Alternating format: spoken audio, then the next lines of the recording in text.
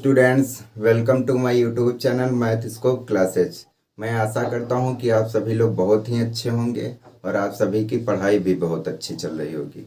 तो हम लोग पढ़ रहे थे एनसीईआरटी क्लास 10th के मैथ के चैप्टर नंबर 6, जिसको हम लोग कहते हैं ट्रायंगल्स या हिंदी में इसको कहते हैं त्रिभुज। इसके पहले वाले वीडियो लेक्चर में हमने एक्सरसाइज 6.2 के क्वेश्चन नंबर 6 तक किया था। आज हम लोग क्वेश्चन नंबर 7 को करते हैं। आइए देखते हैं क्वेश्चन हमारा क्या कहता है। क्वेश्चन हमारा ये कह रहा है कि थेल्स प्रमेय का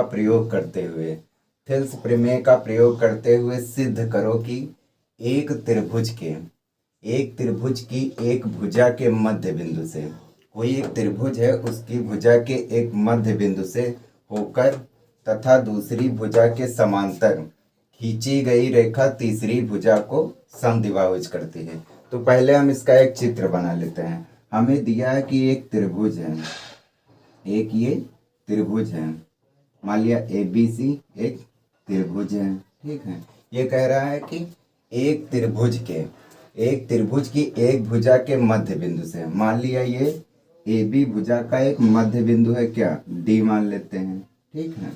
मध्य बिंदु से होकर और दूसरी भुजा के समांतर और BC भुजा के समांतर खींची गई रेखा तीसरी भुजा मतलब AC भुजा को समद्विभाजित करती है। मान लेते हैं E बिंदु पर समद्विभाजित करती है, ठीक है। तो ये हमें दिखाना है कि अगर एक त्रिभुज दिया हुआ है और त्रिभुज की किसी एक भुजा के मध्य बिंदु से, ये मध्य बिंदु है, मध्य बिंदु से होकर जाने वाली रेखा और दूसरी भुजा के समांतर है, तो वो रेखा तीसरी भुजा को समद्विभाजित करती है। अगर तीसरी भुजा को समद्विभाजित करती है तो मतलब जितनी भुजा ये होगी उतनी ही भुजा ये होगी, मतलब AE बराबर EC हमें प्रूव करना है। अगर जो है AC का E मध्य बिंदु है तो AE बराबर EC आना चाहिए, है ना। मतलब जितनी दूरी ये है उतनी ही दूरी ये है, क्योंकि ये इसका मध्य बिंदु है। अगर हमने ये प्रूव कर दिया AE बराबर EC, तब तो बिंदु E AC का मध्य बिंदु हो जाएगा। यही हमें प्रूव करना है। तो पहले हमें जो दिया गया उसको लिख लेते हैं। तो पहले जो हमें दिया है उसको लिख लेते हैं। हमें दिया है त्रिभुज ABC में बिंदु D रेखा AB का मध्य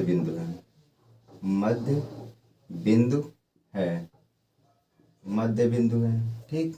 इतना हो गया। फिर लिख दो मध्य बिंदु है और बिंदु D से होकर जाने वाली रेखा, बिंदु D से होकर जाने वाली रेखा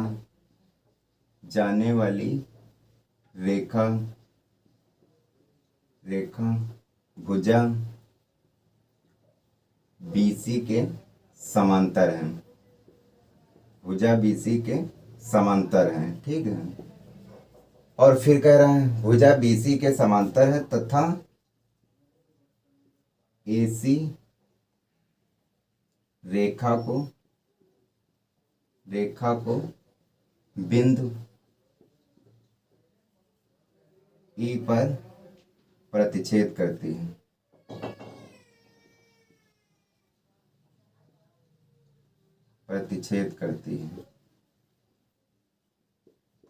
या कह सकते हो बिंदु E पर समद्विभाजित करती है, ठीक। इसको यहाँ पर समद्विभाजित करती है, मतलब जितनी दूरी पे इसको काटती है, जितनी दूरी ये AE है उतनी ही दूरी EC होगी। अब हमें जो चीज सिद्ध करना है उसको लिख लेते हैं। हमें सिद्ध करना है कि बिंदु E रेखा AC का मध्य बिंदु है, ये चीज हमें सिद्ध करना है। बिंदु E रेखा AC का मध्य बिंदु है। अगर ये मध्य बिंदु होगा जब AE EC के बराबर हो जाए, ये चीज हमें सिद्ध करना है। तो उत्पत्ति हेडिंग डाल देते हैं, उत्पत्ति। अब देखो हमें पहली कंडीशन जो दी है कि ए बी भुजा का मध्य बिंदु डी है, तो यहाँ पे लिखेंगे कि ए बी भुजा का मध्य बिंदु डी है। अगर ए बी भुजा का मध्य बिंदु डी है तो जितनी ए डी होगी उतनी डी बी होगी, क्योंकि ये इसका मध्य बिंदु है।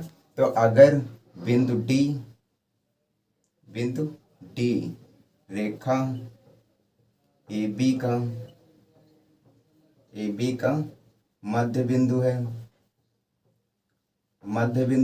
अगर ये मध्य बिंदु है तो ए डी बराबर कितना हो जाएगा, डी बी हो जाएगा। तो अगर यहाँ पे सोचो 1 है, यहाँ पे अगर 1 है इसको इसके नीचे ले आओ तो ये हो जाएगा A D upon D B बराबर किसके हो जाएगा, 1 के। क्वेश्चन नंबर 1 मान लेते हैं। अब कह रहा था हमें क्वेश्चन में कि बिंदु डी से होकर जाने वाली रेखा बीसी के समांतर है। तो अब डी रेखा बीसी के समांतर है। अगर ये बीसी के समांतर है, यदि अगर कोई रेखा मतलब किसी त्रिभुज में किसी भुजा के समांतर खींची गई रेखा अन्य दो भुजाओं को समान अनुपात में विभाजित करती है, तो अगर डी समांतर है किसके, बी के, अगर डी समांतर है बीसी के, तो थेल्स प्रमेय से क्या हो जाएगा, थेल्स प्रमेय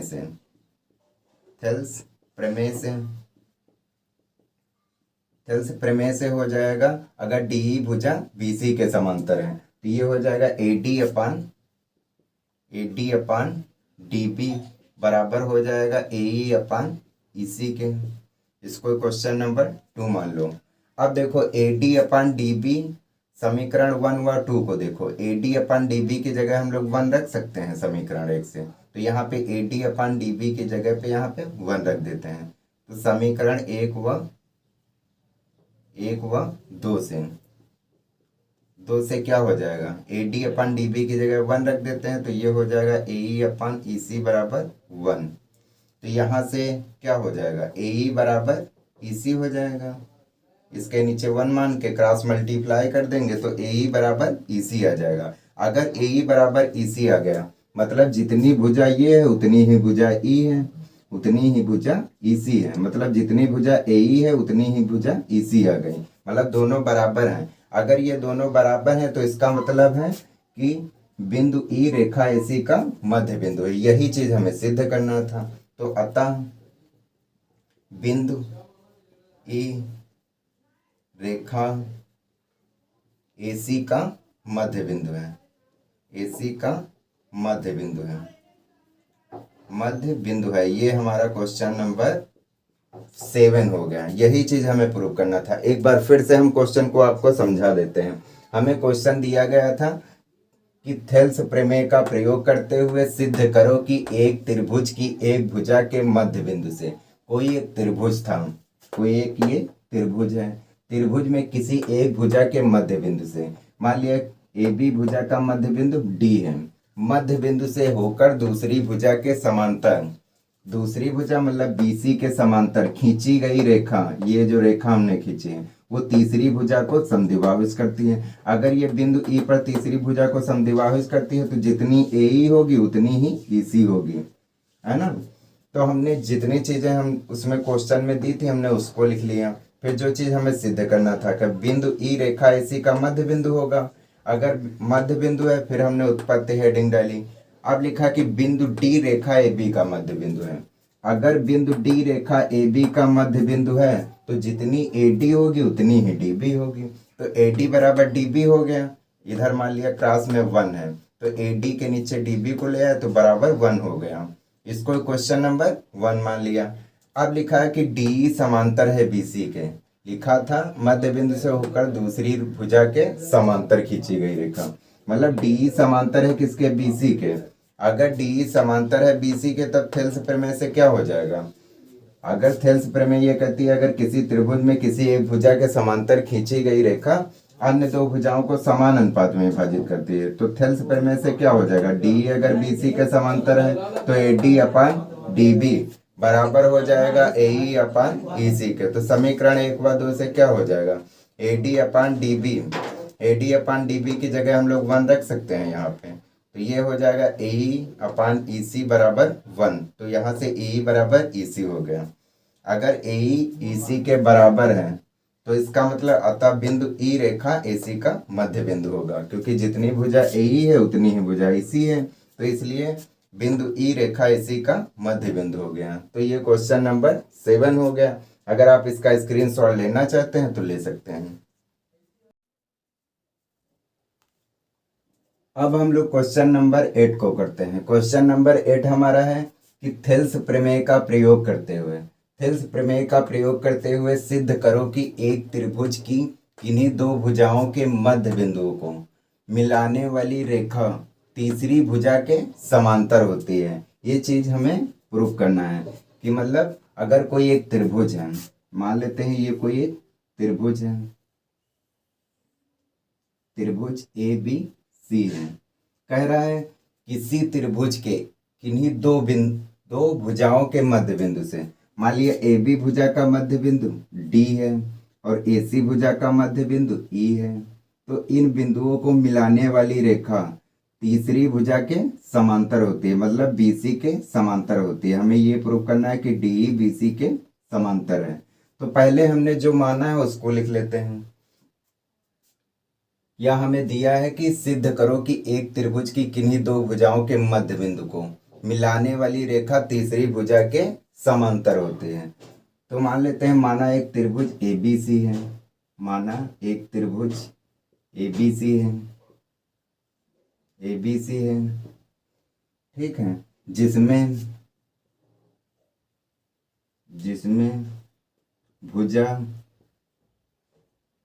भुजा ए बी का मध्य बिंदु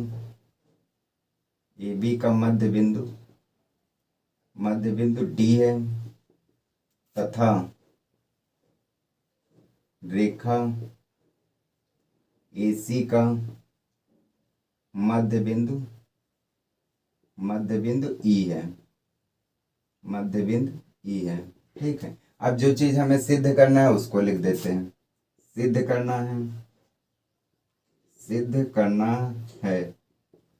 करना है हमें कि डी भुजा समांतर है बीसी के, मतलब डी समांतर है किसके, बीसी के। ये चीज हमें सिद्ध करना है। अब हम लोग उत्पत्ति हेडिंग डाल लेते हैं। उत्पत्ति, ठीक। हमने किया क्या कि एक त्रिभुज बना लिया और उसमें किन्हीं दो भुजाओं के मध्य बिंदु को मिलाने वाली एक रेखा खींच ली। अब ये रेखा इस रेखा के समांतर है, मतलब डी भुजा बीसी के समांतर है। ये चीज हमें सिद्ध करना है। तो देखो करना क्या है, पहले हमें जो दिया है, हमें दिया है कि ए बी भुजा का मध्य बिंदु डी है, ए बी भुजा का मध्य बिंदु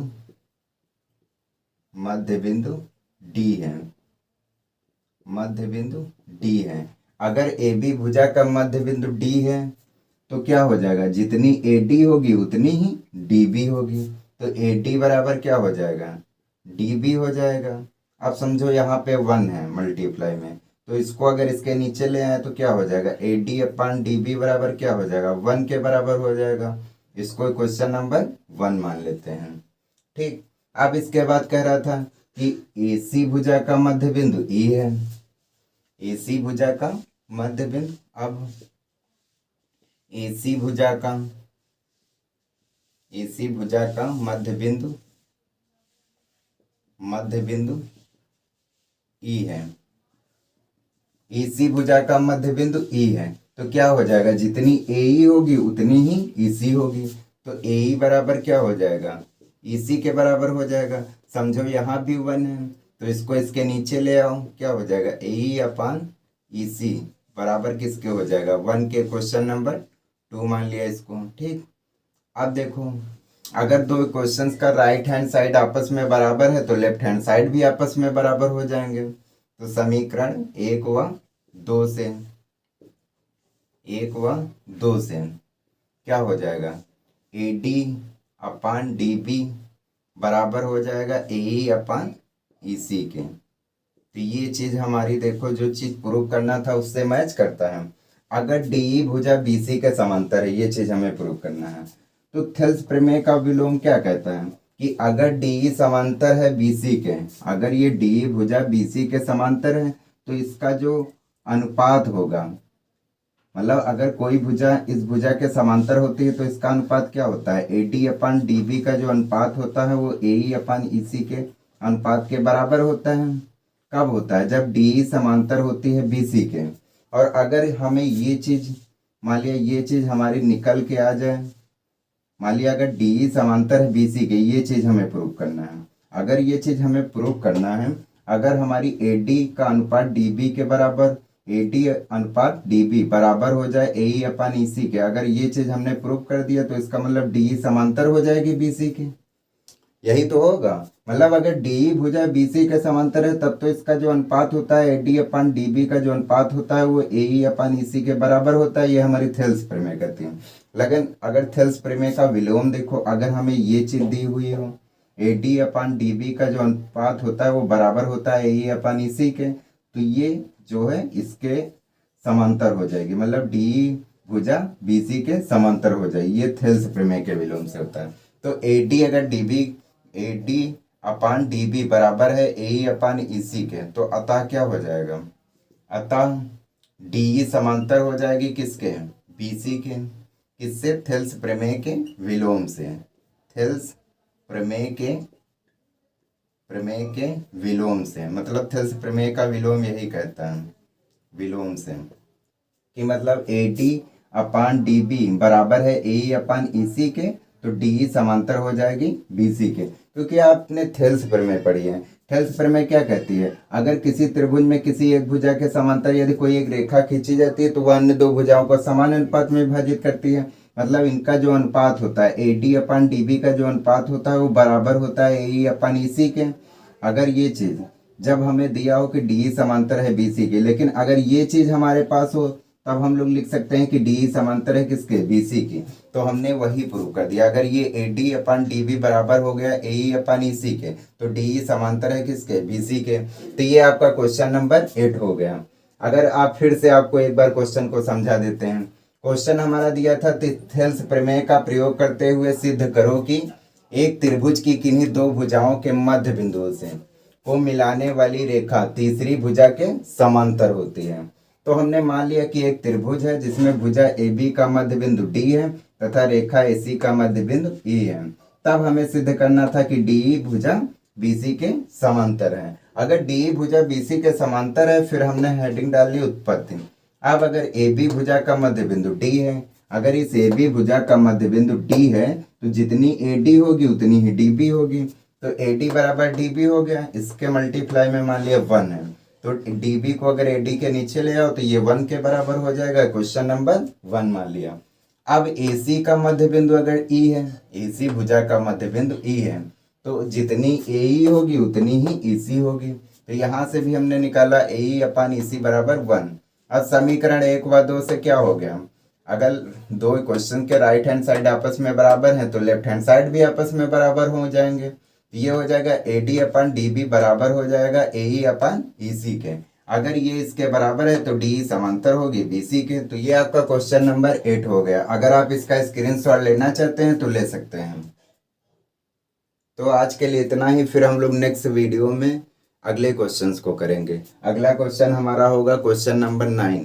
अगर आपको ये वीडियो अच्छा लगता है तो हमारे चैनल को सब्सक्राइब करें, लाइक करें, शेयर करें। और आपको किसी प्रकार की कोई प्रॉब्लम आती है तो हमें कमेंट बॉक्स पर लिखकर अवश्य बताएंगे। फिर मिलेंगे नेक्स्ट वीडियो में एक अगले क्वेश्चन के साथ। तब तक के लिए जय हिंद, जय भारत।